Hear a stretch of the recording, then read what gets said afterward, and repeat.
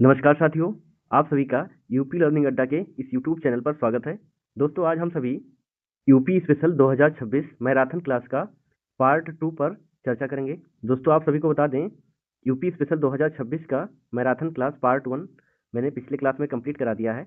आप लोग उसे प्लेलिस्ट में जाकर देख सकते हैं। स्टार्ट करते हैं। सबसे पहला टॉपिक है उत्तर प्रदेश के प्रमुख पक्षी विहार। इसमें महत्वपूर्ण तथ्य और विस्तृत अध्ययन करेंगे उत्तर प्रदेश के प्रमुख पक्षी विहार के बारे में। आपको बता दें, उत्तर प्रदेश में वर्तमान में कुल 14 पक्षी विहार हैं।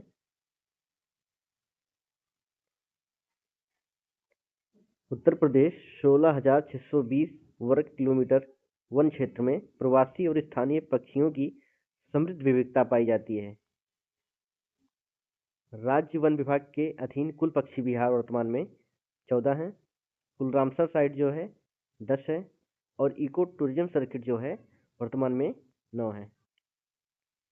साथ में आपको ये भी बता दें, वन विभाग के अनुसार कुल पक्षी विहार 14 हैं, लेकिन पर्यटन विभाग की बुकलेट में 24 का उल्लेख किया गया है।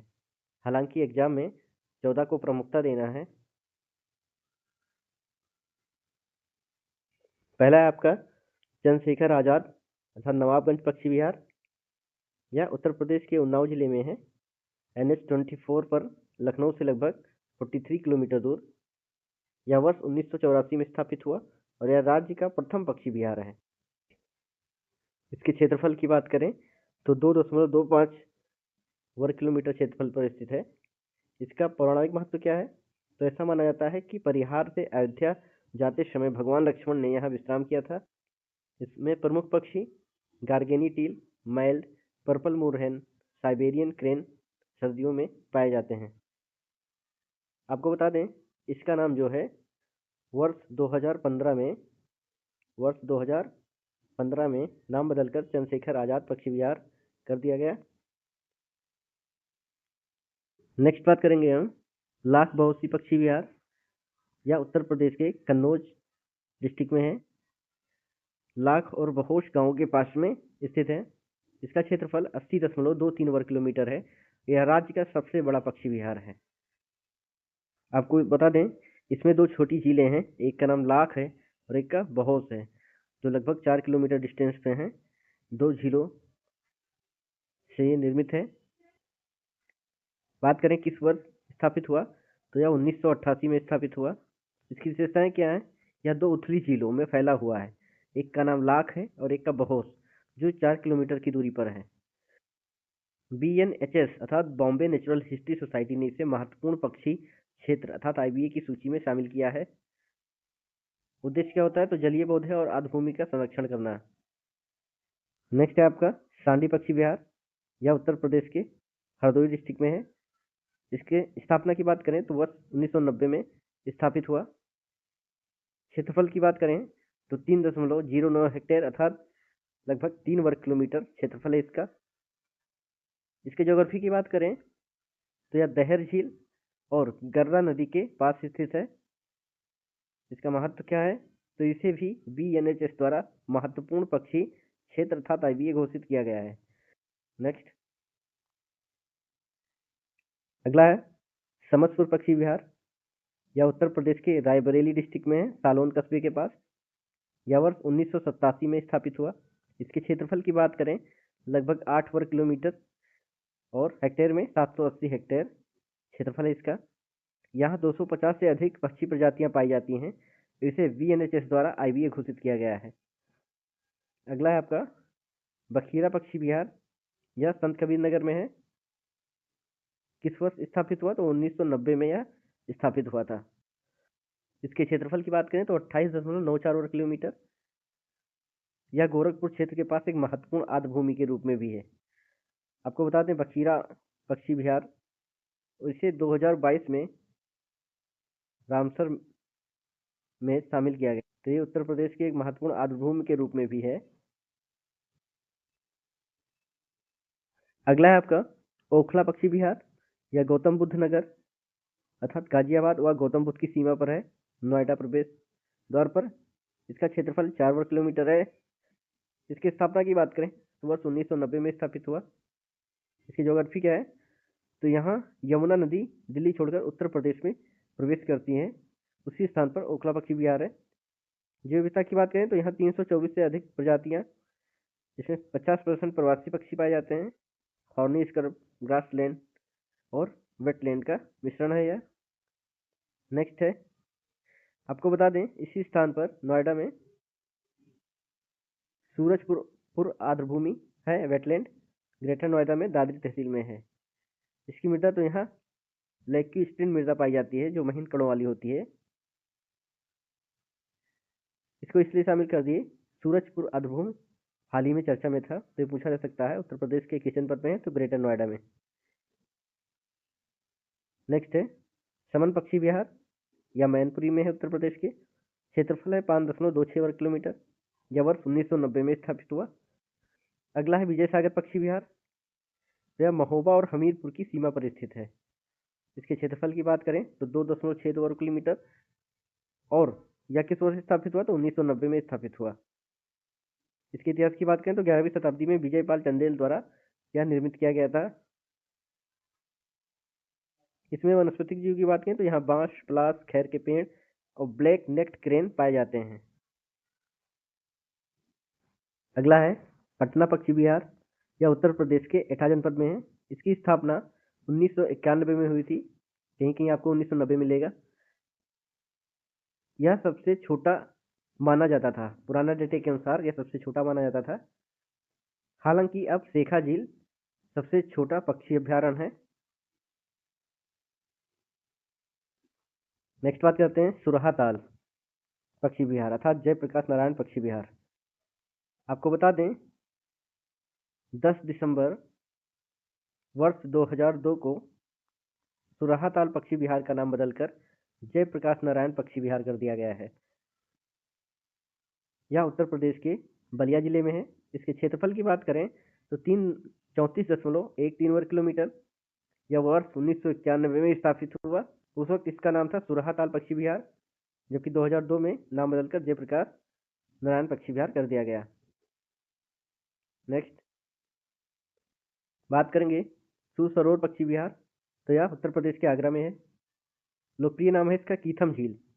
वर्ष 1991 में इसकी स्थापना हुई। क्षेत्रफल है 4.10 वर्ग किलोमीटर। यहाँ 126 से अधिक प्रजातियां पाई जाती हैं। नेक्स्ट है आपका डॉक्टर भीमराव अम्बेडकर पक्षी विहार। आपको बता दें यह बेंतीताल था, उत्तर प्रदेश का बेंतीताल, इसे बेंती पक्षी अभ्यारण्य भी बोलते हैं। तो वर्ष 2003 में जब यह स्थापित हुआ तो इसका नाम डॉक्टर भीमराव अम्बेडकर पक्षी विहार कर दिया गया। तो यह कुंडा के पास है, प्रतापगढ़ में। क्षेत्रफल है 4.27 वर्ग किलोमीटर। नेक्स्ट है आपका शेखा झील पक्षी वन्यजीव विहार, यह अलीगढ़ में है। 2016 में स्थापित हुआ और यह सबसे नया है। इसका क्षेत्रफल है 0.40 वर्ग किलोमीटर और यह राज्य का सबसे छोटा पक्षी विहार है। दोस्तों आपको एक महत्वपूर्ण पॉइंट बता दें, वर्ष 2017 में उत्तर प्रदेश का पहला ब्लैक बक अभ्यारण्य जो है चांद खमरिया, जो कि मेजा तहसील प्रयागराज में है, स्थापित किया गया है। इसकी स्थापना 2017 में हुई है। नेक्स्ट है आपका पार्वती अर्गा पक्षी विहार, यह गोंडा जिले में है। यहाँ 2 झीलें पार्वती और अर्गा नामक 2 झीलें हैं, उसी के पास है। यह वर्ष 1990 में स्थापित हुआ। इसका क्षेत्रफल 10.85 वर्ग किलोमीटर है। इसमें 2 झीलें हैं पार्वती और अर्गा, जो 1.5 किलोमीटर दूर हैं। यह सोहेलवा वन्यजीव प्रभाग के अंतर्गत आता है। अब बात करें प्रथम पक्षी विहार, तो चंद्रशेखर आजाद या नवाबगंज पक्षी विहार उन्नाव में है, 1984 में स्थापित हुआ था। सबसे बड़ा लाखबहोसी कन्नौज में है। सबसे छोटा शेखा झील अलीगढ़। पुरानी अवधारणा क्या थी, तो पहले पटना पक्षी विहार को सबसे छोटा माना जाता था, लेकिन वर्तमान में 2016 में स्थापित हुआ शेखा झील, जिसका क्षेत्रफल 0.40 वर्ग किलोमीटर है और यह सबसे छोटा पक्षी विहार है।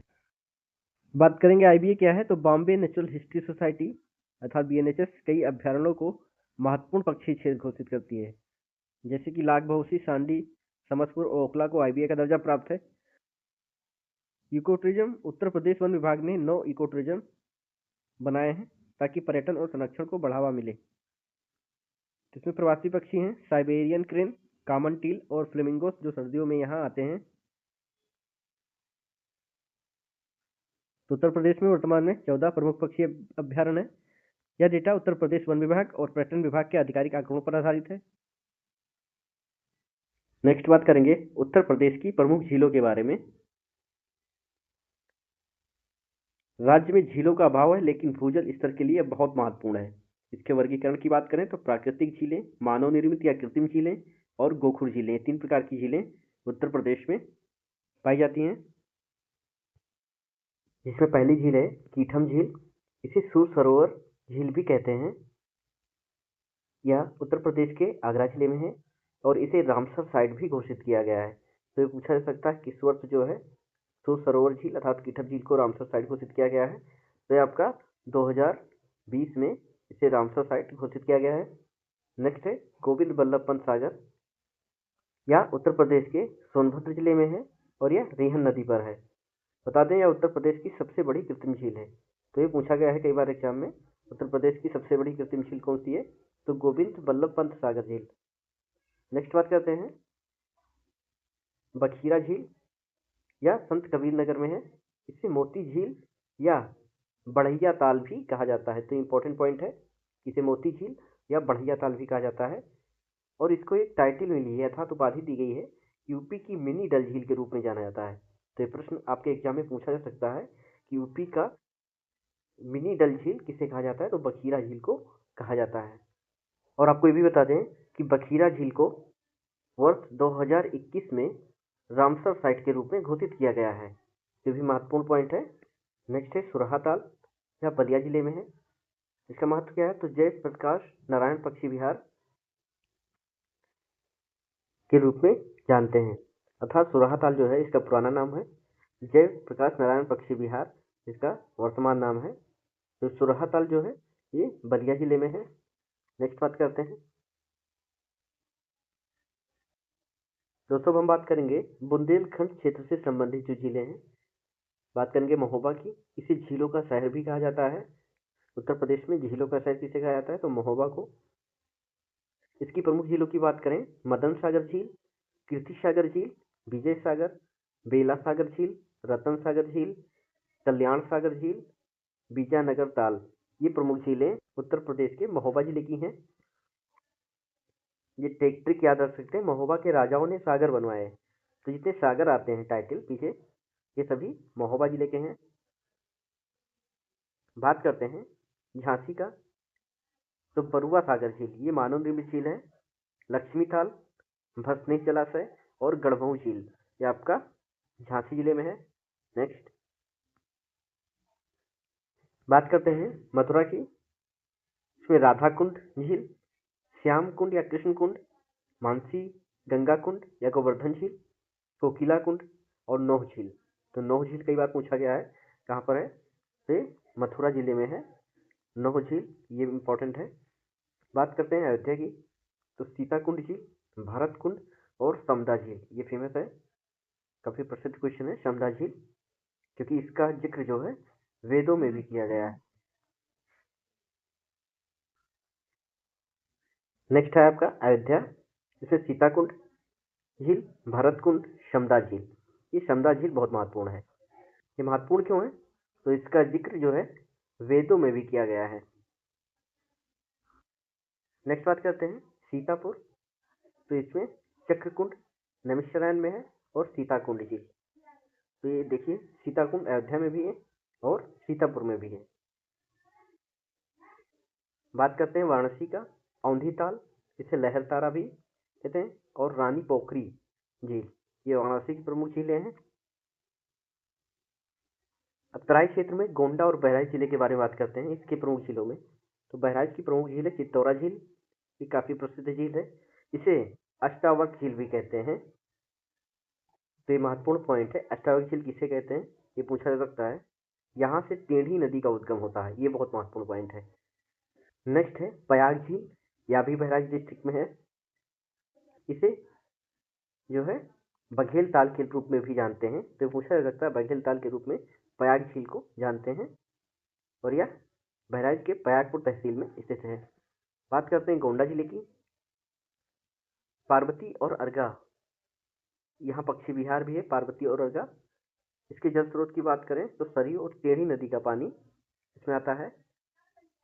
और पार्वती जो है, पार्वती अलग झील है और अर्गा अलग झील है, दोनों का संगम है यहाँ।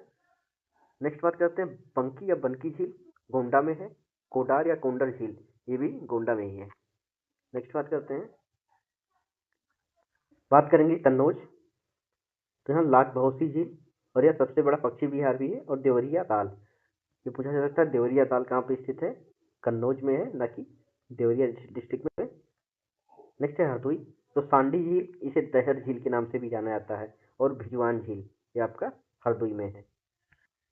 नेक्स्ट बात करते हैं मैनपुरी में, तो मैनपुरी में समान झील, समान पक्षी विहार और सौज झील, ये दोनों मैनपुरी में पाए जाते हैं। अब बात करते हैं इटावा में, तो सरसई नावर झील, ये प्रसिद्ध झील है, कई बार एग्जाम में आया है। और आपको बता दें इसको 2019 में रामसर साइट घोषित किया गया है, तो ये महत्वपूर्ण पॉइंट है। नेक्स्ट है रायबरेली, समसपुर झील पक्षी विहार भी है और विसौंधा झील, ये रायबरेली में है। अब बात करेंगे कि मोती झील को लेकर काफी कंफ्यूजन है आप लोगों को। तो मोती झील आपका कानपुर में भी है, रामपुर में भी है, मुजफ्फरनगर में भी है, लखनऊ में भी है और संत कबीर नगर में भी है। अब बात करें कि कानपुर में तो मोती झील है और यह प्रसिद्ध पर्यटन स्थल है। रामपुर में जो मोती झील है इसे गौर झील भी कहते हैं, जिसका स्थानीय नाम गौर झील है। नेक्स्ट है मुजफ्फरनगर, यहाँ भी मोती झील है, इससे स्थानीय नाम पदाफास झील पूछा जा सकता है, महत्वपूर्ण प्रश्न है। लखनऊ में मोती झील है आपका, संत कबीर नगर में बखीरा झील को भी स्थानीय लोग मोती झील कहते हैं, तो महत्वपूर्ण पॉइंट है। बात करें पूर्वांचल क्षेत्र में, तो गोरखपुर में रामगढ़ ताल, ये प्रमुख पर्यटन स्थल भी है। आपको बता दें उत्तर प्रदेश सरकार ने वन डिस्ट्रिक्ट वन वेटलैंड योजना शुरू की थी वर्ष 2022 में। उसके तहत गोरखपुर के रामगढ़ ताल जो है ये उसमें शामिल, पहला जो है आर्द्रभूमि के रूप में शामिल हुआ है।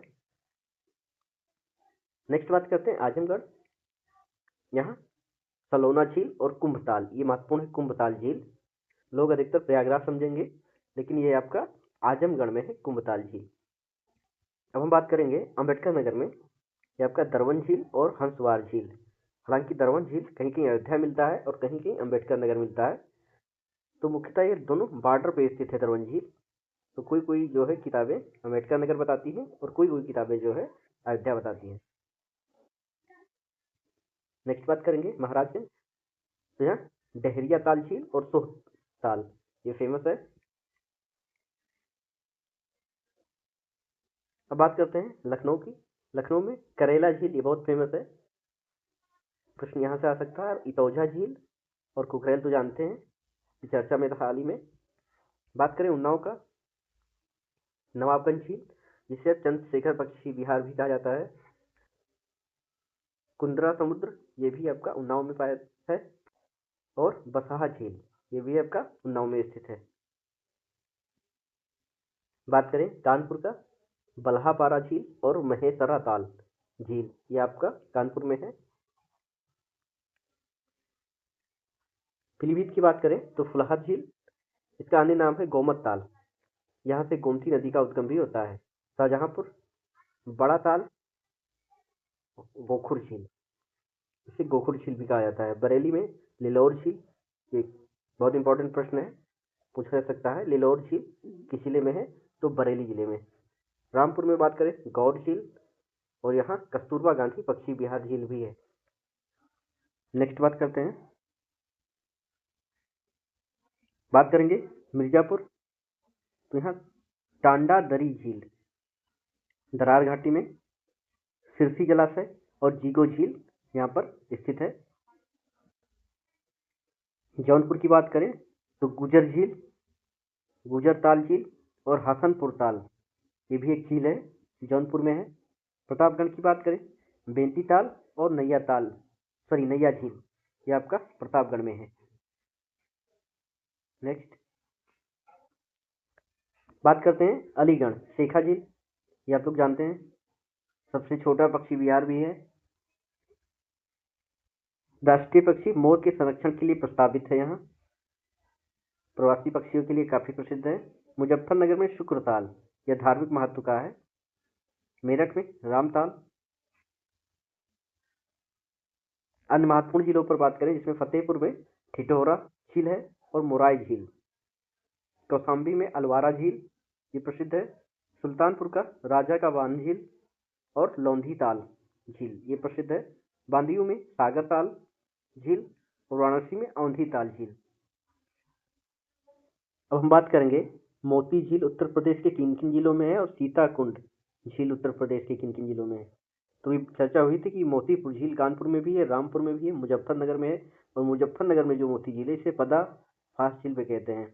लखनऊ में है और संत कबीर नगर में। संत कबीर नगर में बकीरा झील को ही मोती झील भी कहा जाता है। सीताकुंड आपका अयोध्या में भी है और सीतापुर में भी है। आपका लखनऊ जो है करेला झील, इतौजा झील और एक कठौता झील, ये भी आपका लखनऊ में। उन्नाव में नवाबगंज झील, कुंद्रा समुद्र झील, ये भी है। कानपुर की बात करें मोती झील और बल्हापारा झील। रायबरेली समसपुर झील और बिसैंधा ताल झील। उत्तर प्रदेश में कुछ पक्षी विहार वाली झीलें हैं जिसमें हरदोई, सांडी झील, कन्नौज, लालबहाउसी झील, मैनपुरी, समान पक्षी विहार झील, गोंडा, पार्वती अर्गा, जिसमें पार्वती और अर्गा दो अलग अलग झीलें हैं। आगरा कीठम झील या सुर सरोवर। गोंडा की पार्वती और अर्गा में जो है सरयू नदी का और टेढ़ी नदी का पानी आता है। टेढ़ी नदी का पानी जानते हैं आप, चित्तौरा झील से जो है उद्गम होता है टेढ़ी नदी। हम उत्तर प्रदेश के प्रमुख झरनों पर चर्चा करेंगे और इसका मुख्य क्षेत्र है विंध्य पर्वत श्रृंखला। मिर्जापुर इसे झरनों का शहर कहा जाता है। झीलों का शहर आपने देखा था, महोबा को कहा जाता है। इसमें बात करें लखनिया दरी झरना, 150 मीटर ऊंचा है। बिंडम फाल, बिंडम झरना और टांडा दरी, ये भी आपका मिर्जापुर में है।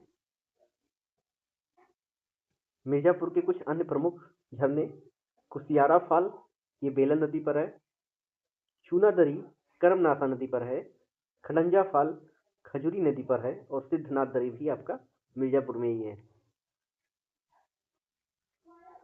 बात करें चंदौली और सोनभद्र, जिसमें आपका चंदौली में राजदरी झरना, देवदरी झरना, ये आपके चंदौली जिले में है। यहाँ चंद्रप्रभा वन्यजीव अभ्यारण्य में यह स्थित है दोनों झरने। और औरवा टांड झरना, ये आपका चंदौली में कर्मनाशा नदी पर स्थित है। नेक्स्ट बात करते हैं सोनभद्र। सोनभद्र में मुक्खा फाल या बेलन नदी पर है, ये बहुत इंपॉर्टेंट है। मुक्खा फाल झरना जो है ये आपका बेलन नदी पर सोनभद्र में है। अन्य ऋषि की बात करते हैं चित्रकूट का, तो यहाँ पर सबरी झरना जिसे तुलसी झरना भी कहा जाता है और यह वैष्णवी नदी के किनारे स्थित है। आपको यहाँ भी बता दें कि इस झरने पर उत्तर प्रदेश का पहला ग्लास स्काई वॉक ब्रिज बनाया गया है। आपको ये भी बता दें इस पर जो पुल बनाया गया है glass sky walk Uttar Pradesh का पहला है, ये आपका धनुष बाण के आकार का है।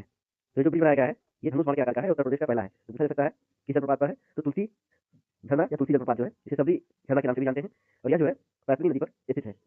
बात करते हैं ललितपुर में, तो ककरौल झरना, ककरौल झरना काफी प्रसिद्ध है। नेक्स्ट है प्रयागराज पचपर झरना और यह टोंस नदी पर स्थित है। तो पूछा सकता है पचपर झरना उत्तर प्रदेश के किस जिले से संबंधित है, तो यह प्रयागराज से है और टोंस नदी पर स्थित है। नेक्स्ट बात करें सबसे बड़ी कृष्ण झील के, उत्तर प्रदेश के गोविंद बल्लभ पंत सागर झील और यह सोनभद्र के पिपरी में है। बात करें किस नदी पर है, तो रेखा नदी पर है।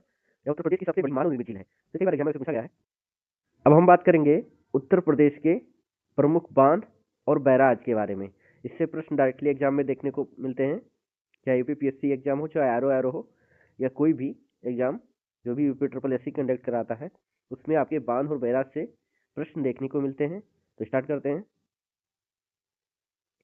बात करें ललितपुर, इसे बांधों का शहर भी कहा जाता है। ललितपुर को माता टीला बांध या वेतवा नदी पर स्थित है। इसकी हाइट की बात करें तो 45.72 मीटर है। राजघाट बांध, तो राजघाट जो है बेतवा नदी पर है राजघाट बांध, इसकी जो लेंथ है 11.2 किलोमीटर है। ये सारे बांध जो है ललितपुर में है। जामनी बांध की बात करें तो जामनी नदी पर है, जैसा कि नाम है जामनी बांध। बात करें गोविंद सागर बांध, तो यह शहजाद नदी पर स्थित है। गोविंद सागर बांध जो है शहजाद नदी पर स्थित है। नेक्स्ट बात करते हैं रोहिणी बांध। तो ये रोहिणी नदी पर स्थित है। सजनम बांध या सजनम नदी पर स्थित है। शहजाद बांध शहजाद नदी पर है। अन्य कुछ प्रमुख बांध हैं जिसमें आपका कचनौदा बांध, ये एग्जाम में पूछा गया है, और भोर्राड बांध, ये आपके ललितपुर में है। तो जितने महत्वपूर्ण बांध थे ललितपुर से संबंधित उसको मैंने यहाँ कवर करा दिया है। नेक्स्ट अब बात करेंगे जो मिर्जापुर के प्रमुख बांध हैं। पहला आपका जिरगो बांध, कहाँ पर स्थित है? तो जिरगो नदी पर है यह मिर्जापुर में। अहरौरा बांध, ये बहुत इंपॉर्टेंट है, और यह गंडई नदी पर स्थित है, ये महत्वपूर्ण है। अहरौरा बांध जो है मिर्जापुर में किस नदी पर है? तो गंडई नदी पर स्थित है। अब नेक्स्ट बात करते हैं मेजा बांध। तो यह बेलन नदी पर स्थित है। इसके हाइट की बात करें तो 40 मीटर है। नेक्स्ट है अडवा बांध। तो यह अडवा नदी पर है, इसकी लेंथ 7.2 किलोमीटर है। सिरसी बांध बखर नाला पर स्थित है, सिरसी बांध। और ये मिर्जापुर के कुछ जो है अन्य छोटे बांधों की बात करें, इसमें आपका ढेकवा बांध आता है, ननौती बांध आता है, लोअर और अपर खुजरी बांध, हिनौती बांध, कुरा खुद्दी बांध, सुखर बांध, रामपुर पिंडरिया बांध। नेक्स्ट बात करें सोनभद्र जिले की, यहाँ आपका रिहंद बांध स्थित है। इसका उपनाम है गोविंद बल्लभ पंत सागर बांध, यह पिपरी में है सोनभद्र के। और रिहंद नदी जो कि सोन नदी की सहायक नदी है, इस पर स्थित है। इसके हाइट की बात करें तो 91.46 मीटर है, और यह 1962 में पूर्ण हुआ। इसका जो निर्माण हुआ वो 1962 में पूर्ण हुआ। ओबरा बांध रिहंद नदी में है। बात करें ओबरा बांध का तो यह सोनभद्र में रिहंद नदी पर स्थित है। कन्हार बांध कन्हार नदी पर स्थित है। कुछ अदर जो बांध है सोनभद्र में, नगवा बांध, खग्गर बांध, बखर बांध, कन्हार बांध, ये सभी आपके सोनभद्र में स्थित हैं। बात करें झांसी के जो प्रमुख बांध है, बेतवा नदी पर आपका परीक्षा बांध और सुकुमा डुकुमा बांध, ये दोनों सबसे प्रसिद्ध बांध हैं जो बेतवा नदी पर है। पाहुज नदी पे पाहुज बांध है आपका, और पथराई और सुखराई पर पथराई बांध स्थित है। तो पूछा गया पथराई बांध किस जिले में है? नेक्स्ट है आपका लाचुरा बांध। तो लाचुरा बांध जो है धसान नदी पर है। अन्य बांध की बात करें तो इस जिले में मसरी झील पर स्थित बांध है, लखेरी बांध है, और बड़वा बांध है, ये आपका। नेक्स्ट महोबा में बात करें तो अर्जुन बांध अर्जुन नदी पर है। चंद्रावल बांध, ये चंद्रावल नदी पर है। सलारपुर बांध, कबरई बांध और उर्मिल बांध, ये सभी जो है महोबा में स्थित है। नेक्स्ट है आपका चित्रकूट। तो यहाँ पे गुंटा बांध है जो कि गुंटा नाला पर स्थित है। बरुआ सागर बांध। हमीरपुर की बात करें मौदहा बांध, इसे स्वामी ब्रह्मानंद बांध भी कहते हैं, और इसका निर्माण वर्ष 2003 में हुआ था। ये महत्वपूर्ण है, पूछा जा सकता है स्वामी ब्रह्मानंद बांध उत्तर प्रदेश के किस जनपद में स्थित है? तो ये हमीरपुर में है, इसे मौदहा बांध भी कहते हैं, और यह बीरमा नदी पर स्थित है। तो आपका जो है पूछा जा सकता है ये बीरमा नदी पर स्थित है स्वामी ब्रह्मानंद बांध, जिसे मौदहा बांध भी कहते हैं, हमीरपुर में। नेक्स्ट है आपका बांदा रेमिशन बांध, ये बांदा और चित्रकूट के बॉर्डर पर स्थित है।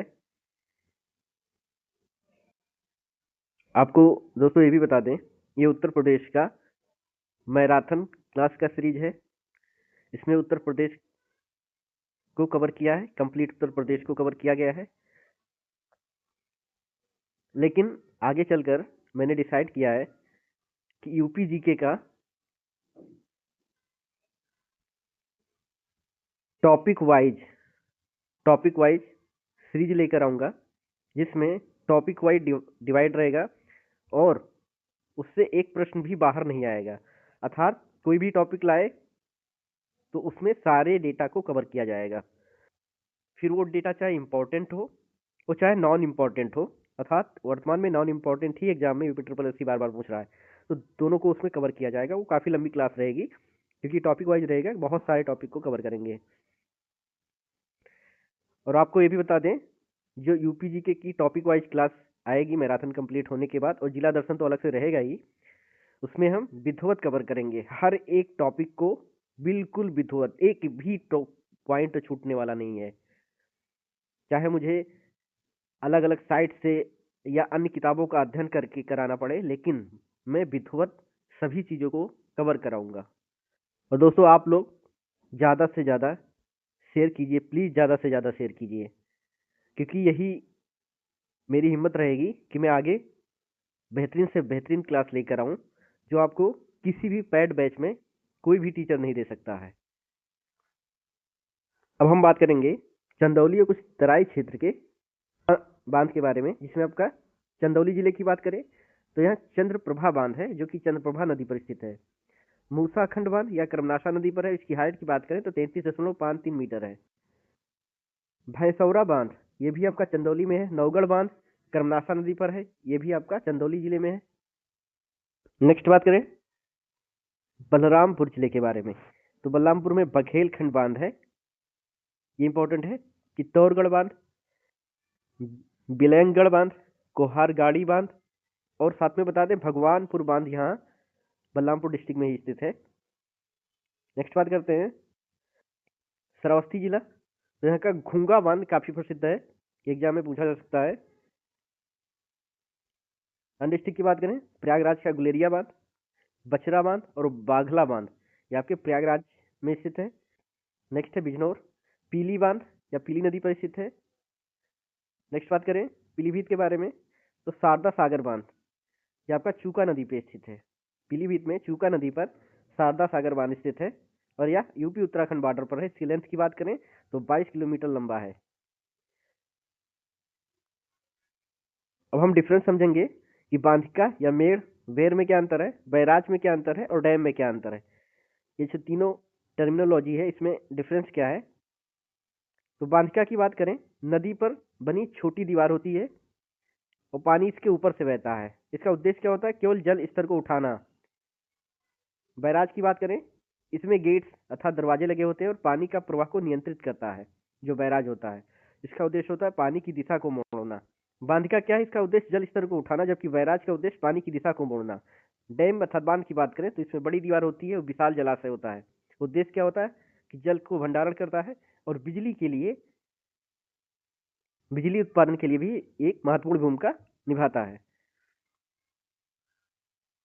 अब हम उत्तर प्रदेश के कुछ प्रमुख बैराज के बारे में बात करें, इसमें मिर्जापुर है, अडवा बैराज, लखनिया दरी बैराज और अहरौरा बैराज, ये महत्वपूर्ण है। सोनभद्र में आपका नगवा सिहाती बैराज और घग्गर बैराज। प्रयागराज मेजा बैराज, लावला बैराज, या टोंस नदी पर स्थित है और टोंस बैराज भी है। नेक्स्ट है आपका सिद्धार्थनगर, तो बाण गंगा बैराज सिद्धार्थनगर में, ये प्रमुख है। श्रावस्ती में बात करें तो राप्ती बैराज है। और आपको ये भी बता दें बहराइच डिस्ट्रिक्ट का जो गिरजा बैराज है और सरयू बैराज, ये बहुत प्रमुख बैराज है। गौतम बुद्ध नगर में न्यू ओखला बैराज और हिंडन बैराज स्थित है। बुलंदशहर में नरौरा बैराज और यह गंगा नदी पर है। बात करें सहारनपुर तो हथनी कुंड बैराज। बिजनौर में मध्य गंगा बैराज और रामगंगा या हरेली बैराज भी। नेक्स्ट है आपका मथुरा में गोकुल बैराज, लखनऊ में गोमती बैराज का हो चुका। ललितपुर में दुकुआ बैराज स्थित है। नेक्स्ट अब बात करें सबसे ऊंचा बांध कौन सा है, रियन बांध है, 91.46 मीटर है और यह सोनभद्र में है। उसके बाद आपका आता है माता टीला या 45.72 मीटर है। राजघाट बांध की ऊंचाई की बात करें 43.5 मीटर है और मेजा बांध 40 मीटर ऊंचा है। तो एक क्रम आपके पूछे जा सकते हैं। सबसे ऊंचा आपका रियन बांध है। बात करें सबसे लंबे बांध की तो शारदा सागर या 22 किलोमीटर लंबा है पीलीभीत में। उसके बाद राजघाट 11.2 किलोमीटर, चित्तौड़गढ़ 11 किलोमीटर और अडवा 7.2 मीटर।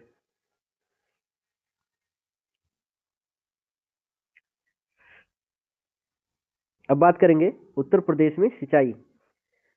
सबसे पहले इस ग्राफ में देखें सबसे ज्यादा सिंचाई जो होती है नलकूप से 75% सिंचाई, उसके बाद नहर से 15%, उसके बाद कुआं से 8.8%, फिर तालाब या झील से 0.5%।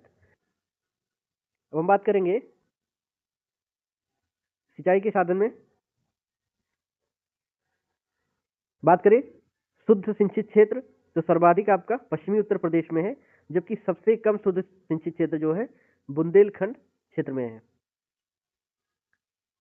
1930 में मेरठ से शुरू हुआ नलकूप सिंचाई और सर्वाधिक प्रयोग इसका पश्चिमी उत्तर प्रदेश में होता है। नलकूप से सिंचाई जो है 1930 में मेरठ से शुरू हुआ था। तालाब या टैंक से सिंचाई की बात करें तो इसका सर्वाधिक प्रचलन बुंदेलखंड क्षेत्र में है। बात करें शुद्ध सिंचित क्षेत्र के प्रतिशत के मामले में, तो सर्वाधिक सिंचाई किस मंडल में होता है? मेरठ और न्यूनतम चित्रकूट में। सर्वाधिक जिला की बात करें तो बुलंदशहर और मेरठ में होता है शुद्ध सिंचित क्षेत्र, और न्यूनतम आपका प्रतिशत में बात करें न्यूनतम तो ये सोनभद्र में 32% होता है। अब सिंचाई के ऐतिहासिक पृष्ठभूमि की बात करें तो 1823 में इससे संबंधित ऑफिस बना सहारनपुर में, और 1930 से नलकूप से सिंचाई शुरू हो गया। 1973-74 में कमान क्षेत्र विकास परियोजना भी शुरू की गई थी। पहला सिंचाई कार्यालय सहारनपुर में 1823 में अंग्रेजों द्वारा स्थापित किया गया। उत्तर प्रदेश में सर्वाधिक नहरों का जाल तो ये आपका पाया जाएगा रायबरेली में। तो ये महत्वपूर्ण प्रश्न है कि उत्तर प्रदेश में सर्वाधिक नहरों का जाल किस जिले में पाया जाता है? तो रायबरेली जिले में। अगला है, अगर सिंचाई परियोजनाओं के वर्गीकरण की बात करें तो इसमें पहला आता है बृहद अर्थात मेजर या 10,000 हेक्टेयर से अधिक वाले क्षेत्र होते हैं। मध्यम में 2,000 से 10,000 हेक्टेयर तक, जबकि लघु श्रेणी में 2,000 हेक्टेयर से कम होते हैं, जिसमें नलकूप, कुआं इत्यादि आते हैं।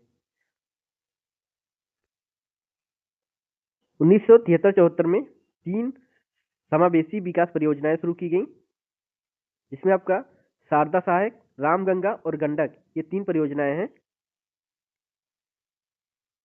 अब गंगा नहर तंत्र की बात करें, सबसे पहले बात करें ऊपरी गंगा नहर अर्थात अपर गंगा कैनाल। इसका निर्माण 1840 से 54 तक हुआ। इसका जो है कार्य स्टार्ट हुआ 1854 में, तो इसने जो है 1854 में कार्यान्वित हो गया। इसके उद्गम की बात करें तो उद्गम इसका भीमगौड़ा हरिद्वार से होता है। इसकी लंबाई की बात करें, इसकी लंबाई 340 किलोमीटर है मुख्यतः, जबकि कुल लंबाई इसकी 5,640 किलोमीटर है। तो पूछा जा सकता है इसकी मुख्य लंबाई 340 है, जबकि कुल लंबाई इसकी 5,640 किलोमीटर है। इससे लाभान्वित जिले सहारनपुर, मेरठ, गाजियाबाद, मथुरा और आगरा है। नेक्स्ट है आपका मध्य गंगा बैराज। इसकी बात करें तो इसका उद्गम बिजनौर बैराज से होता है, गंगा नदी पर है। इसकी लंबाई की बात करें तो 115 किलोमीटर है, और यह वर्ष 2007-8 में शुरू की गई थी। लाभान्वित जिले की बात करें तो इसके अंतर्गत लाभान्वित जिले मुरादाबाद, संभल, अमरोहा और बदायूं है। नेक्स्ट बात करते हैं निचली गंगा नहर। इसका निर्माण 1878 में हुआ। उद्गम नरौरा, बुलंदशहर। इसकी लंबाई की बात करें, कुल लंबाई 8,278 किलोमीटर है।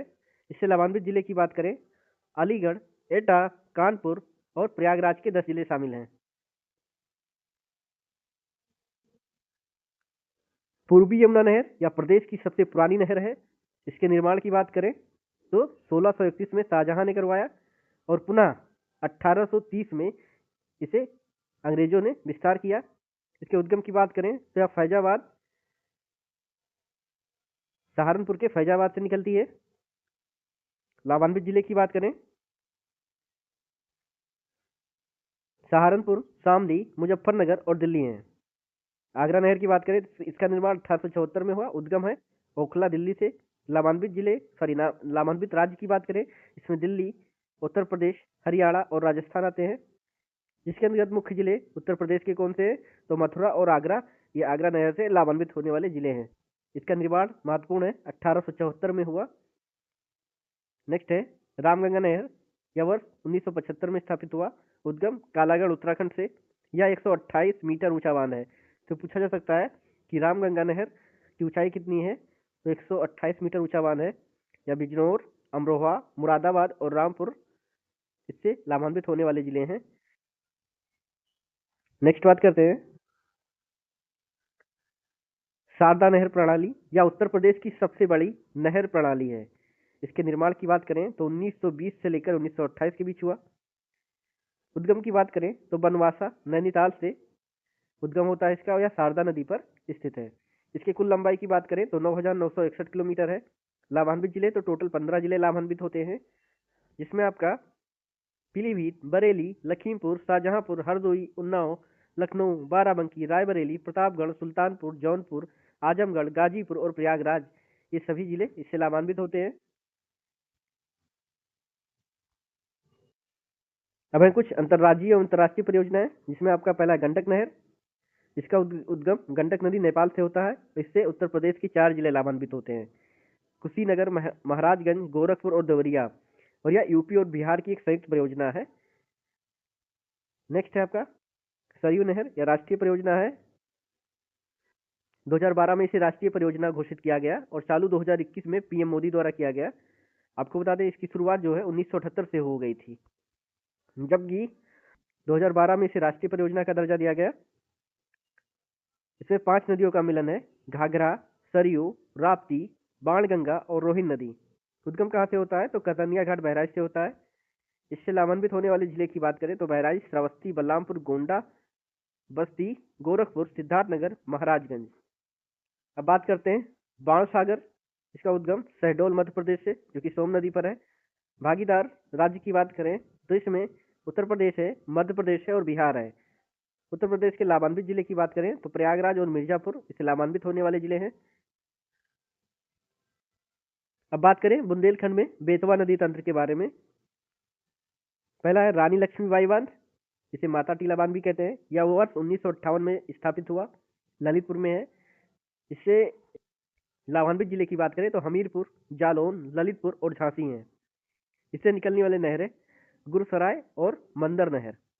नेक्स्ट है आपका राजघाट बांध नहर, स्थान ललितपुर बेतवा नदी पर है और यह संयुक्त परियोजना है उत्तर प्रदेश और मध्य प्रदेश सरकार की।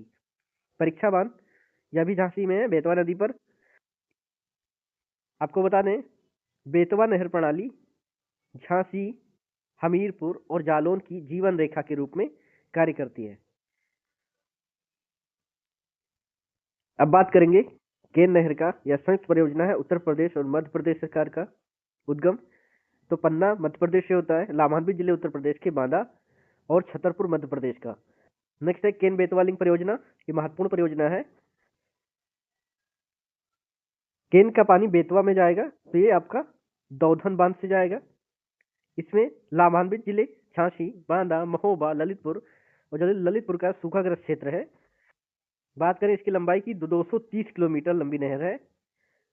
नेक्स्ट है हथनी कुंड बैराज, तो किस नदी पर है? यमुना नदी पर है, सहारनपुर में। इसका निर्माण 1872 में और पुनः निर्माण इसका 1999 में हुआ। 5 राज्यों की एक संयुक्त परियोजना है। इसमें आपका हरियाणा, हिमाचल प्रदेश, दिल्ली, उत्तर प्रदेश और राजस्थान शामिल हैं। हथनी कुंड बैराज। नेक्स्ट है आपका रिहंद घाटी परियोजना, तो सोनभद्र के पिपरी में है, रिहंद नदी पर। इसमें एक जलाशय है गोविंद बल्लभ पंत सागर और यह आयतन में भारत की सबसे बड़ी कृत्रिम झील है। बात करें अगर आयतन में तो यह भारत की सबसे बड़ी कृत्रिम झील है। इससे लाभान्वित जिले मिर्जापुर है, सोनभद्र है, प्रयागराज है और वाराणसी है। मिर्जापुर के कुछ प्रमुख बांध नहरें, जिसमें मेजा जलाशय या बेलन नदी पर है और यह मिट्टी का बांध है। तो पूछा जा सकता है मेजा जलाशय कैसा है, तो मिट्टी का बांध है। लाभान्वित जिले प्रयागराज, मिर्जापुर। अरहरा बांध गड़ई नदी पर है, यह वाराणसी और मिर्जापुर सीमा पर। सिरसी और नगवा बांध ये कर्मनासा नदी पर है, मिर्जापुर में। नेक्स्ट है आपका कनहर परियोजना, कनहर नदी पर है और यह दुद्धी सोनभद्र में है। इससे 108 गांव लाभान्वित होते हैं। कनहर परियोजना सोनभद्र में है। अगला है सप्रार नहर, तो सप्रार नदी पर है, झांसी में। लाभान्वित जिले झांसी और हमीरपुर है। अर्जुन सहायक परियोजना यह धसान नदी पर है, अर्जुन बांध से इससे पानी आता है। लाभान्वित जिले महोबा और हमीरपुर है। नेक्स्ट बात करते हैं धसान नहर, तो हमीरपुर में 1910 में बनाया गया। चंद्रप्रभा बांध चकिया में है, चंदौली में, और यह चंद्रप्रभा नदी पर है। नवगढ़ बांध कर्मनासा नदी पर है। गाजीपुर और चंदौली इससे लाभान्वित होते हैं। गुंटा बांध रायपुरा गांव चित्रकूट में है। भवराट बांध जामनी नदी पर ललितपुर में है, जबकि शारदा सागर बांध पीलीभीत में है। उत्तर प्रदेश के प्रमुख बैराज के बारे में बात करें तो हिंडन बैराज हिंडन नदी पर है गाजियाबाद। नरौरा बैराज गंगा नदी पर है बुलंदशहर में। लवकुश बैराज गंगा नदी पर है कानपुर में, पेयजल के लिए यूज होता है। अफजलगढ़ बैराज रामगंगा नदी पर है बिजनौर में। नेक्स्ट है गिरिजा या सरयू बैराज की बात करें तो घाघरा नदी पर है बहराइच जिले में। बनवासा बैराज शारदा नदी पर है पीलीभीत की सीमा पर। गोकुल बैराज यमुना नदी पर है मथुरा में, जबकि अदवा बैराज या अदवा नदी पर है मिर्जापुर में। अब हम बात करें पेयजल परियोजनाओं के बारे में, जिसमें पहला आपका है गंगा जल परियोजना। स्थान है प्रताप विहार गाजियाबाद में। लाभान्वित जिले नोएडा और गाजियाबाद। दूसरा है गोकुल बैराज, इसकी बात करें या यमुना नदी पर मथुरा में है, इससे मथुरा और आगरा को पेयजल उपलब्ध होता है। लवकुश बैराज की बात करें, लवकुश बैराज तो यह गंगा नदी पर है कानपुर में, और यह कानपुर नगर को पेयजल उपलब्ध कराता है। अगला है आगरा बैराज, यह यमुना नदी पर है, ताजमहल से लगभग 8 किलोमीटर दूर है। लाभान्वित जिला है आगरा। रेणुकाजी बहुउद्देशीय परियोजना यह एक प्रस्तावित परियोजना है और 6 राज्यों की एक संयुक्त परियोजना है, और यह यमुना की सहायक नदियों पर लखवार किसाओं पर स्थित है। नेक्स्ट बात करें निःशुल्क बोरिंग योजना, यह 1985 में शुरू की गई उत्तर प्रदेश में छोटे एवं सीमांत कृषकों के लिए शुरू की गई थी। डॉक्टर राम मनोहर लोहिया नलकूप योजना 2011-12 में शुरू हुई। इसका उद्देश्य जहां गहरे पानी की समस्या होती थी, और यह योजना मुख्यतः बुंदेलखंड क्षेत्र में शुरू की गई। पाताल तोड़ कुएं की बात करें अर्थात ब्लास्ट वेल तो पाताल तोड़ कुआं तो बुंदेलखंड और बिंद क्षेत्र के 8 जिलों में 100% इसमें सरकारी अनुदान दी जाती है। नेक्स्ट है चेक डैम निर्माण, तो यह भूजल रिचार्ज है शुरू की गई चेक डैम निर्माण योजना वर्ष 2008-9 में। उत्तर प्रदेश में स्प्रिंकलर से सिंचाई कुल पहाड़ परियोजना महोबा में, मसगांव चिल्ली परियोजना बुंदेलखंड क्षेत्र में, और शहजाद परियोजना ललितपुर में। तो ये स्प्रिंकलर सिंचाई हेतु प्रसिद्ध परियोजनाएं हैं। बात करते हैं सबसे पुरानी नहर तो पूर्वी यमुना नहर। सबसे बड़ी नहर प्रणाली की बात करें तो शारदा नहर 9,961 किलोमीटर लंबी है। सर्वाधिक लंबाई रायबरेली जिलों में नहरों की है, तो नहरों का जाल तंत्र जो है सबसे ज़्यादा रायबरेली में है। सबसे ऊंचा बांध रामगंगा बांध 128 मीटर ऊंचा। एशिया की सबसे बड़ी लेफ्ट कैनाल कौन सी है तो बाण सागर सरयू नदी पर है। नलकूपों से सिंचाई में उत्तर प्रदेश देश में प्रथम है वर्तमान में। हथुनी कुंड बैराज को नया ताजे वाला बैराज भी कहा जाता है, तो ये इंपॉर्टेंट पॉइंट है। अगर इसके क्रोनोलॉजी की बात करें तो 1631 में पूर्वी यमुना निर्माण शुरू हुआ। 1823 में प्रथम सिंचाई कार्यालय सहारनपुर में। 1854 में ऊपरी गंगा नहर। 1878 में निचली गंगा नहर निर्माण। 1928 में शारदा नहर। 1930 में नलकूप सिंचाई शुरू की गई। 1958 में माता टीला बांध। 1974 में समावेशी विकास परियोजना। 2012 में सरयू को राष्ट्रीय परियोजना घोषित किया गया और 2021 में सरयू नहर को राष्ट्र को समर्पित किया। बात करें कृषि का तो जीडीपी में योगदान उत्तर प्रदेश में कृषि का 26.1% है, और यह काफी महत्वपूर्ण है। नेक्स्ट बात करें उत्तर प्रदेश में आश्रित जनसंख्या कितनी है तो 62.3% है।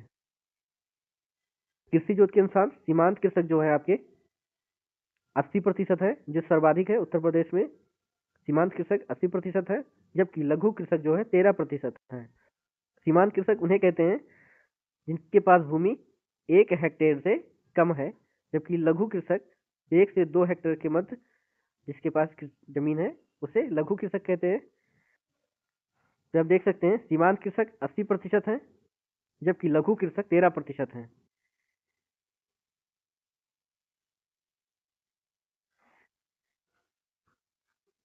नेक्स्ट बात करें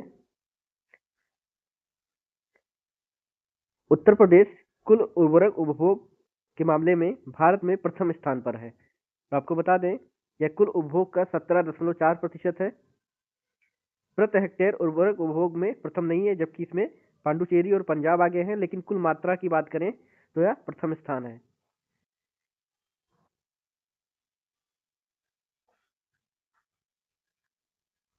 कृषि जलवायु क्षेत्र उत्तर प्रदेश में, तो कुल कृषि जलवायु क्षेत्र उत्तर प्रदेश में 9 है, जिसमें आपका भाबर एवं तराई क्षेत्र आता है, जिसमें हिमालय के तलहटी क्षेत्र हैं शामिल हैं। पश्चिमी मैदानी क्षेत्र हैं। आपको बता दें, पश्चिमी मैदानी क्षेत्र में सहारनपुर, मेरठ और मुजफ्फरनगर क्षेत्र आते हैं, ये पश्चिमी मैदानी क्षेत्र में। नेक्स्ट है आपका बुंदेलखंड क्षेत्र। इस क्षेत्र में सबसे कम वर्षा होती है, इसमें ललितपुर, महोबा, झांसी ये सभी जिले आते हैं। अगला है विंध्य क्षेत्र, इसमें मिर्जापुर और सोनभद्र वाले जिले आते हैं, जो मिर्जापुर और सोनभद्र। अगला है आपका विंध्य क्षेत्र, इसमें मिर्जापुर और सोनभद्र से संबंधित जो क्षेत्र होते हैं आते हैं। नेक्स्ट है मध्य मैदान, इसमें आपका लखनऊ, कानपुर और उन्नाव से संबंधित जिलों के क्षेत्र आते हैं। अगर 6वां कृषि जलवायु क्षेत्र जो है पूर्वी मैदानी क्षेत्र की बात करें, जिसमें आपका वाराणसी आता है, वाराणसी, जौनपुर और गाजीपुर। बात करें 7वें नंबर का, तो 7वें नंबर पे आता है आपका उत्तर पूर्व मैदानी क्षेत्र आते हैं। इसके अंतर्गत आपका गोरखपुर, देवरिया और बस्ती से संबंधित जिलों के क्षेत्र आते हैं। अब नेक्स्ट बात करते हैं जो 8वां जलवायु क्षेत्र है, कृषि जलवायु क्षेत्र। इसमें आपका दक्षिण पश्चिमी अर्ध शुष्क क्षेत्र आता है, जिसमें आपका आगरा, अलीगढ़, मथुरा इससे संबंधित जिलों के क्षेत्र आते हैं। 9वें नंबर की बात करें तो 9वें नंबर में आपका मध्य पश्चिमी मैदानी क्षेत्र आता है, जिसमें बरेली और पीलीभीत जिले के क्षेत्र आते हैं। बरेली और पीलीभीत जिले के क्षेत्र आते हैं। तो ये कुल 9 कृषि जलवायु क्षेत्र हुए, जिसमें 5 प्रमुख कृषि जलवायु क्षेत्रों का वर्णन किया गया है।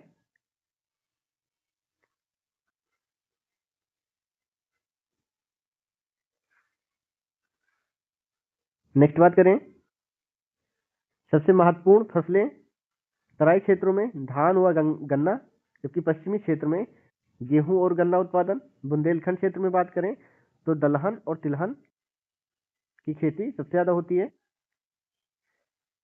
अब आते हैं फसल चक्र पे। तो रबी फसल की बात करें तो इसकी बुआई अक्टूबर दिसंबर में, जबकि कटाई मार्च अप्रैल में होती है। इसकी प्रमुख फसलों में गेहूं, चना, मटर, सरसों, आलू आदि प्रमुख फसलें हैं।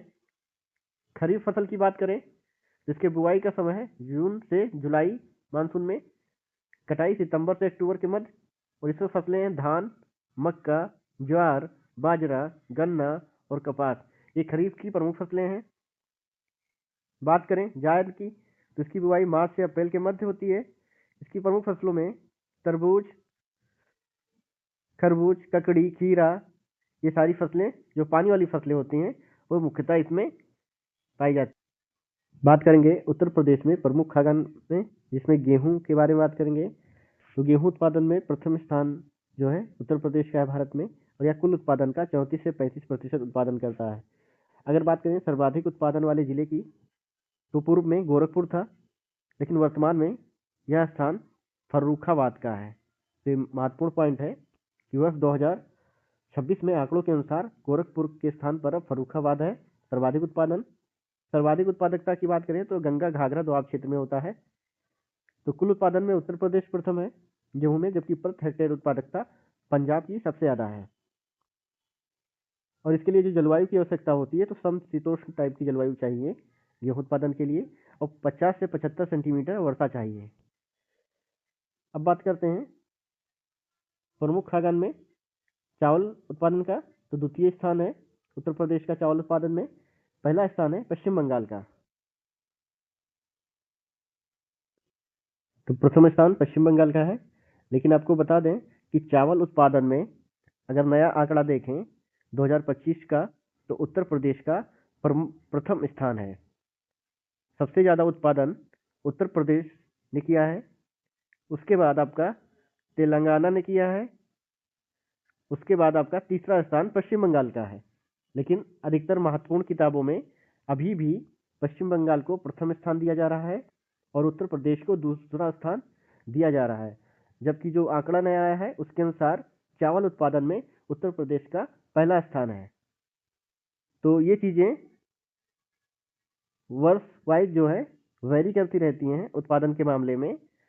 हालांकि पश्चिम बंगाल हमेशा टॉप पर था, लेकिन वर्तमान में उत्तर प्रदेश ने पहला स्थान हासिल कर लिया है, लेकिन बहुत सारी किताबों में इसे अपडेट नहीं किया गया है। दोस्तों, मैंने ये दोनों आंकड़ों को इसलिए बता देता हूँ कि एग्जाम में कौन सा आंकड़ा पूछ लिया जा सकता है, ये डिपेंड करता है आयोग पर, इसलिए मैंने दोनों तथ्यों को समझा दिया है। अगर इसके क्षेत्रफल की बात करें तो 57 से 58 लाख हेक्टेयर पर होता है। प्रमुख क्षेत्र इसका तराई रीजन है। प्रमुख जिलों की बात करें शाहजहांपुर, लखीमपुर खीरी और पीलीभीत है। काला नमक चावल की बात करें तो इसका अन्य नाम है बुद्ध का महाप्रसाद, तो यह सिद्धार्थनगर ओडीओपी में भी शामिल है। सिद्धार्थनगर जिले में उत्पादन होता है, चंदौली में भी होता है, गोरखपुर में भी होता है। तो जो काला नमक चावल होता है यह उत्तर प्रदेश के कुल 11 डिस्ट्रिक्ट में इसका उत्पादन होता है, लेकिन ये प्रमुख डिस्ट्रिक्ट हैं जिसमें सिद्धार्थनगर सबसे टॉप पर है, काला नमक चावल के लिए सबसे ज़्यादा प्रसिद्ध है, फिर चंदौली है और गोरखपुर है। तो यह इसका निर्यात जो होता है सिंगापुर व अन्य देशों में होता है। नेक्स्ट बात करते हैं नकदी फसल में गन्ना उत्पादन। तो प्रथम स्थान है उत्पादन और क्षेत्रफल दोनों मामलों में उत्तर प्रदेश का। उपनाम क्या है तो भारत का शक्कर का प्याला अर्थात शुगर बाउल ऑफ इंडिया भी कहा जाता है। नेक्स्ट बात करें प्रमुख क्षेत्र, जिसमें मेरठ, मुजफ्फरनगर, शामली अर्थात पश्चिमी उत्तर प्रदेश के क्षेत्र आते हैं। तो राज्यों की सबसे महत्वपूर्ण नकदी फसल है गन्ना। बात करें उत्तर प्रदेश चीनी मिल के मामले में, चीनी मिल संख्या के मामले में, तो महाराष्ट्र पहला स्थान है, जबकि उत्तर प्रदेश का दूसरा स्थान है। वर्तमान में उत्तर प्रदेश में कुल 122 चीनी मिल हैं। गन्ना उत्पादन में उत्तर प्रदेश प्रथम स्थान रखता है। अब बात करें अन्य महत्वपूर्ण फसलों के बारे में, तो आलू उत्पादन में देश में प्रथम स्थान है उत्तर प्रदेश का, और देश का कुल 30% उत्पादन उत्तर प्रदेश से होता है। इसकी निर्यात ब्रांड की बात करें तो यह ताज ब्रांड से निर्यात किया जाता है, आगरा जोन से। टॉप जिला इसमें फर्रुखाबाद है। नेक्स्ट बात करते हैं दलहन। सामान्यतः तीसरा या चौथा स्थान है उत्तर प्रदेश का। चना या बुंदेलखंड क्षेत्र के चित्रकूट, बांदा जिले में, अरहर हमीरपुर और फतेहपुर जिलों में इसका उत्पादन होता है। और ये दलहन के मामले में पीछे है उत्तर प्रदेश। आपको बता दें बाजरा उत्पादन में यूपी का स्थान द्वितीय है। राजस्थान के बाद दूसरा स्थान जो है बाजरा उत्पादन में उत्तर प्रदेश का। बात करें फल उत्पादन, तो आम का उत्पादन उत्तर प्रदेश में दशहरी आम या मलिहाबाद क्षेत्र लखनऊ में फेमस है। लंगड़ा आम वाराणसी, जबकि चौसा आम सहारनपुर डिस्ट्रिक्ट के लिए। अमरूद की बात करें तो प्रयागराज, इलाहाबादी या सफेदा सुरखा आम ये प्रसिद्ध है, और प्रशिक्षण केंद्र भी यहीं पर स्थित है। आंवला उत्पादन प्रतापगढ़, केला उत्पादन और टीसी कल्चर लैब जो है लखनऊ में स्थित है। अब बात करें आम निर्यातक क्षेत्र के, तो इसमें लखनऊ और सहारनपुर इसके आम निर्यातक क्षेत्र में शामिल है। अगर बात करें बागवानी आंकड़े जो वर्ष 2023-24 में पब्लिश हुए, उसके अनुसार कुल उद्यानिकी में यूपी का प्रथम प्रमुख स्थान है। मटर उत्पादन में उत्तर प्रदेश का पहला स्थान है और कुल उत्पादन का 49% उत्तर प्रदेश करता है। तरबूज और खरबूज उत्पादन में भी उत्तर प्रदेश का पहला स्थान है। पुष्प उत्पादन में प्रदेश में गुलाब का उत्पादन सर्वाधिक होता है। मेंथा ऑयल की बात करें तो भारत का 90% उत्पादन अकेले उत्तर प्रदेश करता है, जिसमें आपके प्रमुख जिले हैं बाराबंकी, बदायूं और रामपुर। पान उत्पादन महोबा प्रसिद्ध है पान उत्पादन, जबकि उत्तर प्रदेश के कुल 7 जिलों में पान उत्पादन होता है। आपको बता दें पशुपालन 20वीं पशुगणना रिपोर्ट 2019, आपको बता दें 21वीं रिपोर्ट जल्दी आने वाली है, हालांकि अभी पब्लिश नहीं हुई है पूरी, तो इस पर हम चर्चा करेंगे। 20वीं पशुगणना रिपोर्ट 2019 और भी उत्तर प्रदेश के संबंध में। बात करें कुल पशुधन, इसमें रैंक पहला है उत्तर प्रदेश का कुल पशुधन के मामले में, जो कि 67.8 मिलियन है और 13.22%। अगर बात करें भैंस के मामले में, तो पहला स्थान है टोटल 33 मिलियन भैंसें हैं उत्तर प्रदेश में गौवंश अर्थात काऊ, जिसमें दूसरा स्थान है प्रथम पश्चिम बंगाल का है। भेड़ बकरी में यूपी के स्थान नीचे है, बकरी में इसका तीसरा स्थान है। तो ध्यान रख सकते हैं कुल पशुधन के मामले में और भैंस उत्पादन में यूपी का पहला स्थान है। बात करें दुग्ध उत्पादन तो इसमें पहला स्थान है, जो कि आंकड़े 2023-24 के अनुसार है। कुल उत्पादन में दूध 387.8 लाख टन, जो कि देश का 16.2% उत्पादन करता है। अगर प्रति व्यक्ति उपलब्धता की बात करें तो उत्तर प्रदेश में 450 ml पर डे है, जो कि भारत का औसतन 471 ml है। मांस उत्पादन में दूसरा है, पहला पश्चिम बंगाल का है।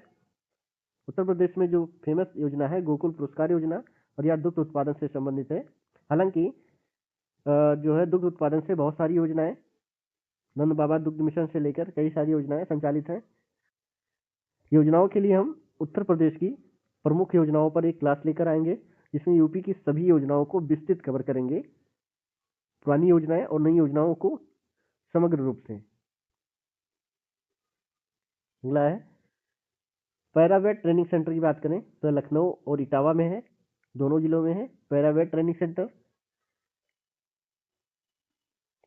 कुछ महत्वपूर्ण कृषि योजनाओं पर बात करें तो 1954 में चकबंदी योजना उत्तर प्रदेश में शुरू की गई सुल्तानपुर से, और उसके बाद मुजफ्फरनगर से। 1992 में किसान बही योजना, 1999 से वर्ष 2000 किसान क्रेडिट कार्ड योजना शुरू की गई, 2001 में किसान मित्र योजना, और 2013 में नई कृषि नीति लाई गई।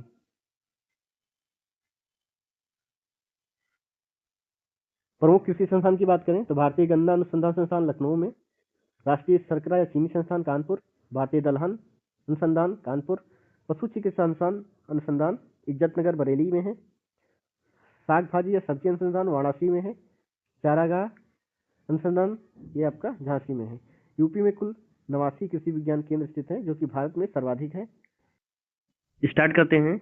सबसे पहले हम बात करेंगे उत्तर प्रदेश के प्रमुख शोध संस्थान जो हैं और संगठन के बारे में। पहला है आपका भारतीय गन्ना अनुसंधान संस्थान अर्थात IISR।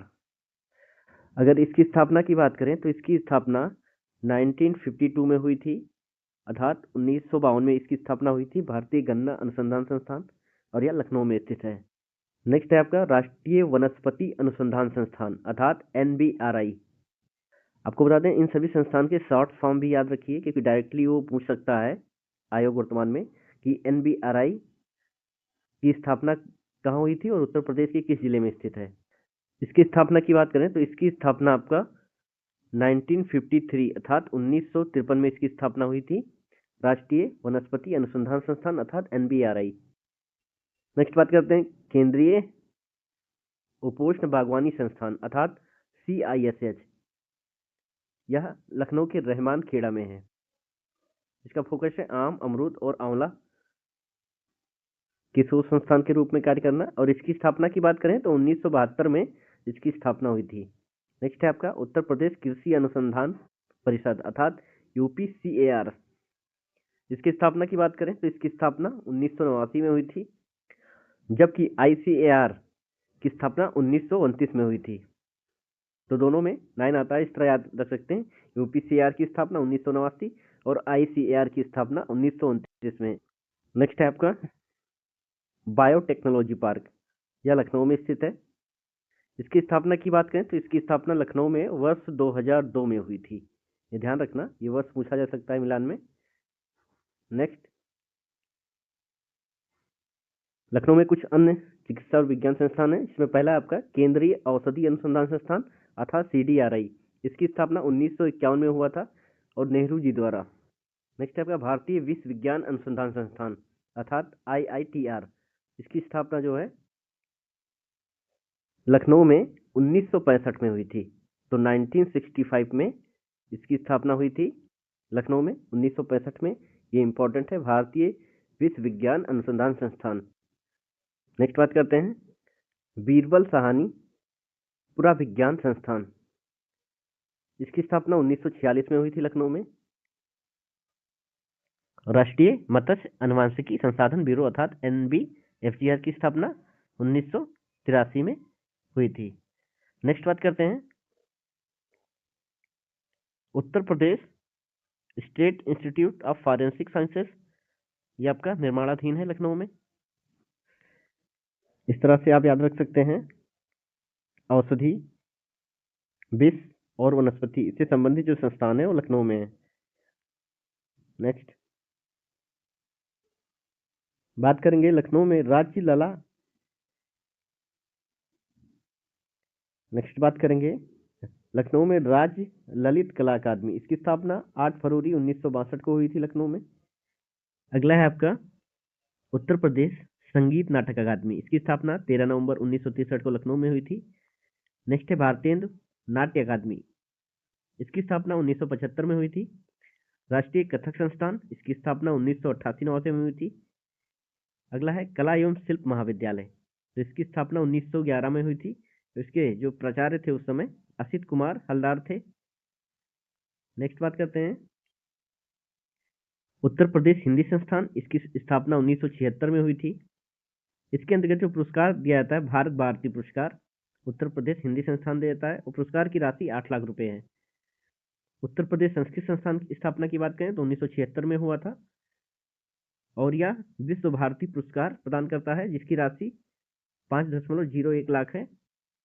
उत्तर प्रदेश उर्दू अकादमी की स्थापना 1972 में हुई थी। हिंदी और संस्कृत 1976 सेम ईयर है, जबकि अगर उर्दू की स्थापना की बात करें तो 4 साल पहले 1972 में उत्तर प्रदेश उर्दू अकादमी की स्थापना हुई थी। नेक्स्ट बात करें चीनी अनुसंधान, तो ये आपका कानपुर में है, जबकि गन्ना अनुसंधान लखनऊ में है। तो एग्जाम में पूछे गए हैं। कानपुर को पूर्व का मैनचेस्टर भी कहा जाता है। बात करें भारतीय दलहन अनुसंधान संस्थान, तो ये आपका कानपुर में है और इसकी स्थापना की बात करें, इसकी स्थापना 1983 में हुई थी। 1983 में इसकी स्थापना हुई थी। नेक्स्ट है आपका उत्तर प्रदेश वस्त्र प्रौद्योगिकी संस्थान अर्थात यूपीटीटीआई, इसकी स्थापना 1914 में हुई थी। नेक्स्ट है आपका जेके कैंसर संस्थान, इसकी स्थापना की बात करें तो इसकी स्थापना 1958 में हुई थी। ये आपका कानपुर में है। कृत्रिम अंग निर्माण निगम अर्थात एल्मिको, इसकी स्थापना की बात करें तो इसकी स्थापना 1972 में हुई थी और ये प्रीवियस एग्जाम में पूछा जा चुका है। नेक्स्ट बात करते हैं उत्तर प्रदेश वित्तीय निगम अर्थात यूपीएफसी की स्थापना 1954 में हुई थी। इसका कार्य क्या है तो लघु व उद्यम उद्योगों को लोन देना। नेक्स्ट है आपका उत्तर प्रदेश लघु उद्योग निगम अर्थात यूपीएसआईसी, इसकी स्थापना 1958 में हुई थी। कार्य है तो इसका कच्चा माल को उपलब्ध कराना। यूपीएसआईसी की स्थापना 1958। नेक्स्ट बात करते हैं उत्तर प्रदेश राज्य औद्योगिक विकास प्राधिकरण अर्थात यूपीएसआईडीसी, इसकी स्थापना 1961 में हुई थी। कार्य तो बुनियादी विकास खासकर सड़क और प्लाटों के निर्माण के लिए। बात करें उत्तर प्रदेश की औद्योगिक राजधानी, तो कानपुर को उत्तर प्रदेश की औद्योगिक राजधानी कहा जाता है। बात करते हैं कुछ प्रमुख संस्थान जो आपके वाराणसी में और प्रयागराज में स्थित हैं। सबसे पहले बात करें वाराणसी में तो भारतीय सब्जी अनुसंधान संस्थान, इसकी स्थापना की बात करें तो भारतीय सब्जी अनुसंधान संस्थान की स्थापना 1999 में हुई थी। ये महत्वपूर्ण पॉइंट है, 1999 में इसकी स्थापना हुई थी। अगला है आपका राष्ट्रीय बीज अनुसंधान एवं प्रशिक्षण केंद्र, इसकी स्थापना की बात करें, इसकी स्थापना वर्ष 2005 में हुई थी। ये महत्वपूर्ण है, इसकी स्थापना वर्ष 2005 में हुई थी। अगला है आपका भारतीय हथकरघा तकनीकी संस्थान, इसकी स्थापना की बात करें तो 1956 में इसकी स्थापना हुई थी, भारतीय हथकरघा तकनीकी संस्थान की। अगला है आपका दीनदयाल उपाध्याय हस्तकला संकुल, इसकी स्थापना वर्ष 2017 में हुई है वाराणसी में। अब बात करते हैं प्रयागराज में जो संस्थान है, पहला हरिश्चंद्र अनुसंधान संस्थान। अगर इसकी स्थापना की बात करें तो इसकी स्थापना 1966 में हुई है। 1966 में इसकी स्थापना हुई है हरिश्चंद्र अनुसंधान संस्थान की। नेक्स्ट है आपका गोविंद बल्लभ पंत सामाजिक विज्ञान संस्थान, ये पूछा जाता है उत्तर प्रदेश के किस जिले में, प्रयागराज में। इसकी स्थापना 1980 में हुई। अगला है आपका हिंदुस्तानी अकादमी, इसकी स्थापना 1927 में हुई है। हिंदी और उर्दू के संरक्षण के लिए इसकी स्थापना 1927 में की गई थी। आपको बता दें राज्य लेखागार पहले प्रयागराज में हुआ था, 1949 में इसकी स्थापना, 1973 में यह लखनऊ शिफ्ट हो गया। नेक्स्ट बात करते हैं, बात करेंगे बरेली में जो संस्थान है, पहला केंद्रीय पक्षी अनुसंधान संस्थान अर्थात CARI। अगर इसकी स्थापना की बात करें तो इसकी स्थापना 1979 में इसकी स्थापना हुई थी। 1979 में केंद्रीय पक्षी अनुसंधान संस्थान की स्थापना हुई थी।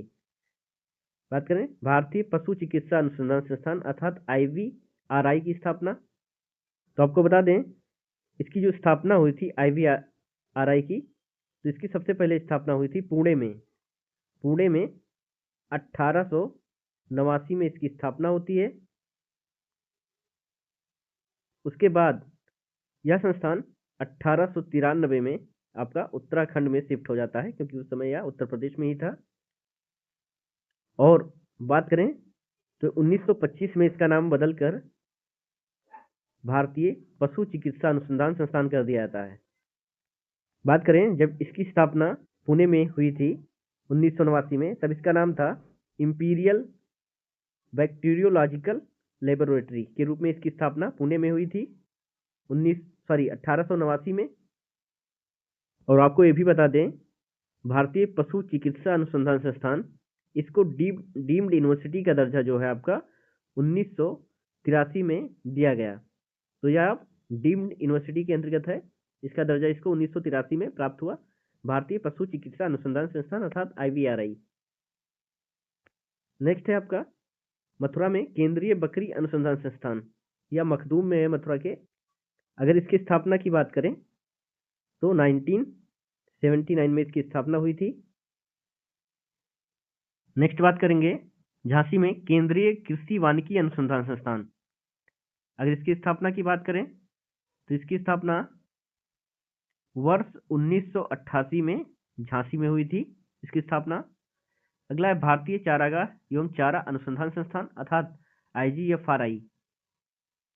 अगर इसकी स्थापना की बात करें तो इसका स्थापना 1962 में हुआ था। नेक्स्ट है आपका नोएडा में BB गिरी राष्ट्रीय श्रम संस्थान। इसकी स्थापना की बात करें तो इसकी स्थापना 1974 में हुई थी।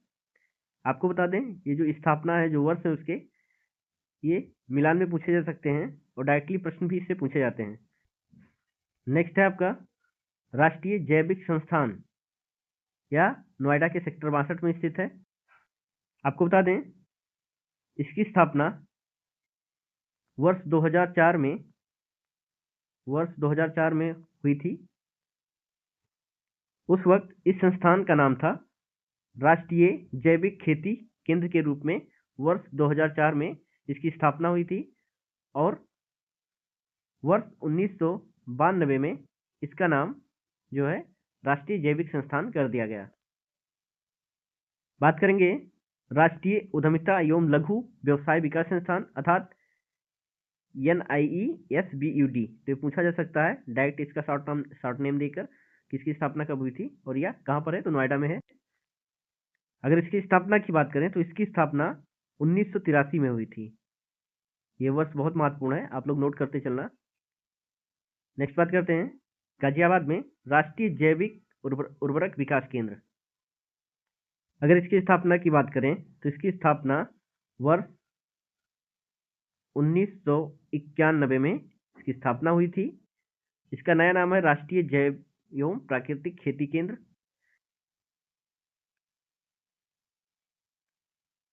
वर्ष 2022 में राष्ट्रीय जैविक उर्वरक विकास केंद्र से नाम बदलकर इसका राष्ट्रीय जैव एवं प्राकृतिक खेती केंद्र कर दिया गया। तो ये पूछा जा सकता है इसका नाम कब बदला गया, तो वर्ष 2022 में इसका नाम बदल दिया गया।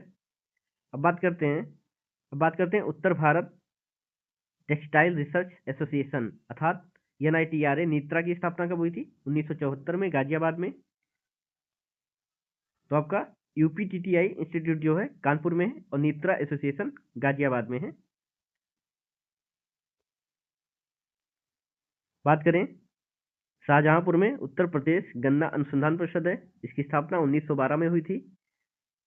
अगला है कुशीनगर में बाबू गेंदा सिंह गन्ना प्रजनन एवं अनुसंधान केंद्र है, अनुसंधान संस्थान है। अगर इसकी स्थापना की बात करें तो इसकी स्थापना वर्ष 1975 में हुई थी। ये इंपॉर्टेंट है, पूछा जा सकता है। अगला है केंद्रीय आलू अनुसंधान केंद्र। अगर इसकी स्थापना की बात करें, इसकी स्थापना वर्ष 1976 में हुई थी। केंद्रीय आलू अनुसंधान केंद्र यह आपका मेरठ के मोदीपुरम में स्थित है। अगला है आपका भदोई में भारतीय कालीन प्रौद्योगिकी संस्थान। इसकी स्थापना वर्ष 2001 में हुई थी। अगला है आपका महोबा में पान अनुसंधान एवं प्रशिक्षण केंद्र। इसकी स्थापना की बात करें तो वर्ष 1981 में इसकी स्थापना हुई। नेक्स्ट बात करते हैं केंद्रीय कुष्ठ रोग संस्थान। आपको बता दें ये केंद्रीय कुष्ठ रोग संस्थान नहीं है, इसका आगरा में जो नाम है राष्ट्रीय जालमा कुष्ठ रोग संस्थान। तो राष्ट्रीय जालमा कुष्ठ रोग संस्थान कहाँ पर है? आगरा में है। और इसकी स्थापना की बात करें तो 1966 में इसकी स्थापना हुई थी। अगर जालमा के पूरा नाम की बात करें तो इसका पूरा नाम है जापानी लेप्रोसी मिशन फॉर एशिया। इसके रूप में जापान के सहयोग से 1966 में इसकी स्थापना हुई थी। नेक्स्ट बात करते हैं, बात करें कानपुर को लेदर सिटी के रूप में जाना जाता है क्योंकि यहाँ चमड़ा उद्योग ज़्यादा है। आगरा जो है उत्तर प्रदेश राज्य चमड़ा विकास एवं विपणन निगम स्थित है। अगर निगम पूछे तो आगरा रहेगा, जबकि लेदर सिटी के रूप में कानपुर जाना जाता है। आपको बता दें डॉक्टर अंबेडकर विश्वविद्यालय आगरा में है और जब यह आगरा विश्वविद्यालय था उस वक्त इसकी स्थापना हुई थी 1927 में आगरा विश्वविद्यालय की स्थापना हुई थी। और आपको ये भी बता दें और 1996 में इसका नाम बदलकर डॉक्टर भीमराव अंबेडकर विश्वविद्यालय कर दिया गया। इसी में कन्हैयालाल मणिकलाल हिंदी संस्थान भी स्थित है। नेक्स्ट बात करते हैं पिकअप भवन। इसकी स्थापना 1972 में हुई थी प्रादेशिक औद्योगिक और निवेश निगम के लिए। उत्तर प्रदेश निर्यात निगम की स्थापना 1966 में हुई थी हस्तशिल्प निर्यात को बढ़ावा देने के लिए। उत्तर प्रदेश इलेक्ट्रॉनिक्स निगम की स्थापना 1974 में हुई थी। बात करें सिडबी तो इसकी स्थापना 1990 में हुआ था। एकमात्र राष्ट्रीय बैंक है जिसका हेडक्वार्टर जो है आपका लखनऊ में स्थित है। बात करते हैं उद्योग वन की स्थापना तो 1981 में हुई थी और इसका न्यू नाम अब क्या है? Invest UP. नेक्स्ट बात करते हैं न्यायिक प्रशिक्षण एवं अनुसंधान संस्थान अर्थात JTRI। तो इसकी स्थापना 1986 में गोमती नगर में हुई थी। उद्देश्य क्या है? तो जो न्यायिक विभाग से संबंधित जज हैं या कोई भी कर्मचारी उनकी ट्रेनिंग होती है। अगला है Uttar Pradesh power corporation limited अर्थात UPPCL। तो इसकी स्थापना अर्थात गठन 14 जनवरी वर्ष 2000 को हुई थी। बिजली बोर्ड के विघटन के बाद इसकी स्थापना की गई थी। नेक्स्ट बात करें निर्यात प्रोत्साहन ब्यूरो। इसकी स्थापना 1999 में हुई थी। उद्देश्य क्या था?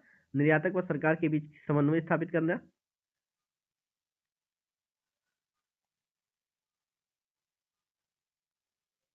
बात करते हैं अयोध्या शोध संस्थान।